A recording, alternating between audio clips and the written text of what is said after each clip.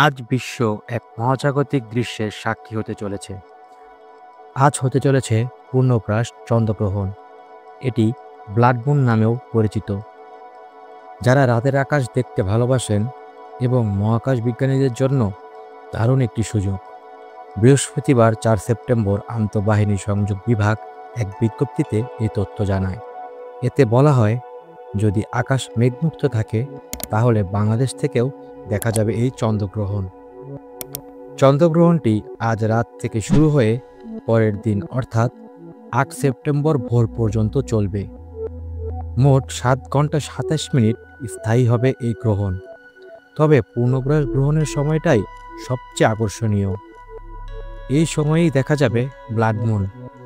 এই চন্দ্রগ্রহণকে ঘিরে আমাদের দেশে রয়েছে নানান কুসংস্কার ও লোকবিশ্বাস। মানুষ ধারণা করে গর্ভবতী নারীরা চন্দ্রগ্রহণের সময় বাইরে বের হলে সন্তানের ক্ষতি হয়। আবার কেউ কেউ মনে করে গ্রহণকালে রান্না করা বা খাবার খেলে শরীরে বিষ প্রবেশ করে। আবার কিছু সমাজে বিশ্বাস চন্দ্রগ্রহণ প্রেম ভালোবাসায় অশুভ প্রভাব ফেলে। ডেস্ক রিপোর্ট, খবরের দেশ।